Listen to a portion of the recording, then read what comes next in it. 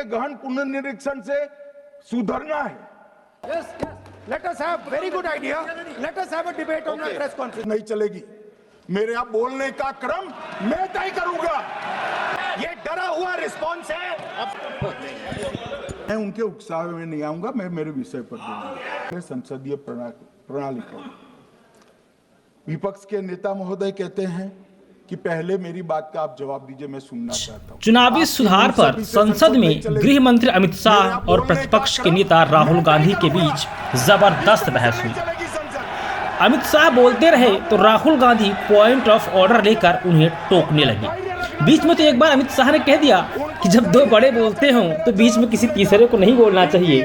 हालांकि अमूमन ऐसा होता नहीं है, लेकिन आज प्रतिपक्ष के नेता को पॉइंट ऑफ ऑर्डर मिल गया और अमित शाह को बैठना पड़ा। जब प्रतिपक्ष के नेता ने सवाल किया कि आप इतने उत्तर प्रत्युत्तर की बात कर रहे हैं तो आइए ना हमारे प्रश्नों का जवाब दीजिए। ये बहस बहुत ही दिलचस्प थी।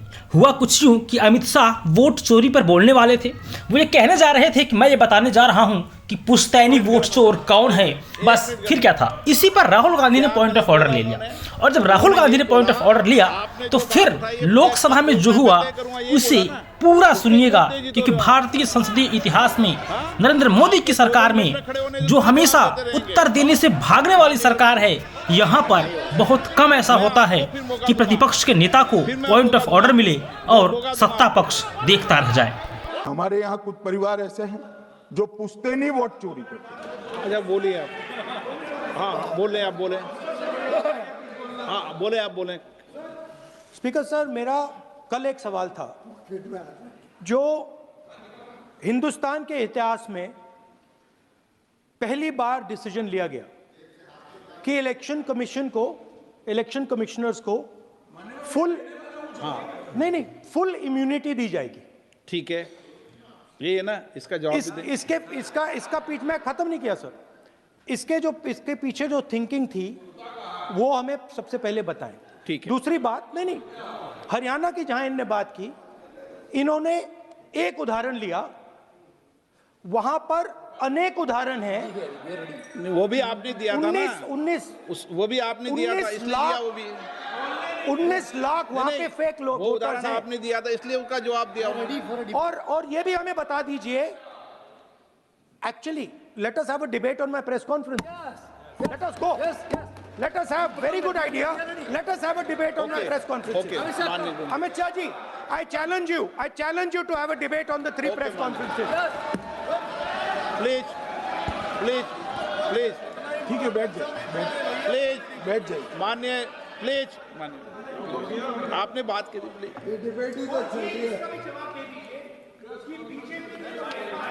उत्तर प्रदेश में और हरियाणा में दोनों चुनाव में वोट कैसे दे रहे हैं, प्लीज ये भी जवाब दे दीजिए। माननीय गृह मंत्री जी। मान्यवर, पहली बात मैं स्पष्ट करना चाहता हूं, मैं 30 साल से विधानसभा और संसद में जनप्रतिनिधि के रूप में चुनकर आता हूं। मुझे लंबा अनुभव है संसदीय प्रणाली का। विपक्ष के नेता महोदय कहते हैं कि पहले मेरी बात का आप जवाब दीजिए, मैं सुनना चाहता हूं। आपकी मुनसफी से संसद नहीं चलेगी। मेरे यहाँ बोलने का क्रम मैं तय करूंगा।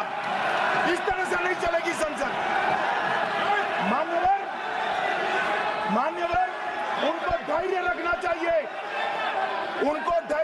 चाहिए मेरा जवाब सुनने का। इनकी एक बात का जवाब मैं दूंगा, मगर मेरे भाषण का क्रम वो तय नहीं कर सकते, मैं करूंगा, क्योंकि मैं बोल रहा हूं।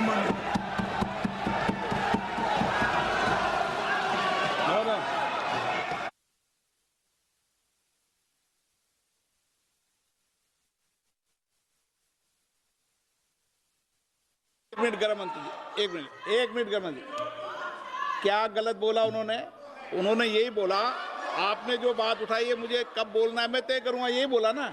उसमें क्यों उत्तेजित हो रहे हो आप? हाँ, आपके 2-2 मिनट में खड़े होने से थोड़ी जवाब देते रहेंगे। नो, माननीय गृह मंत्री, नहीं हो सकता। मैं आपको फिर मौका दूंगा, आपको। हाँ बोलिए। सर, ये बोलिए। आपने अगर अमित शाह जी का रिस्पॉन्स देखा तो ये कंप्लीटली डिफेंसिव रिस्पॉन्स है, ये घबराया हुआ रिस्पॉन्स है, ये डरा हुआ रिस्पॉन्स है। अब सुनिए पूरी बात, प्लीज प्लीज ये माननीय नो सच्चा माननीय रिस्पॉन्स गृह नहीं मंत्री है। जी, माननीय गृह मंत्री जी,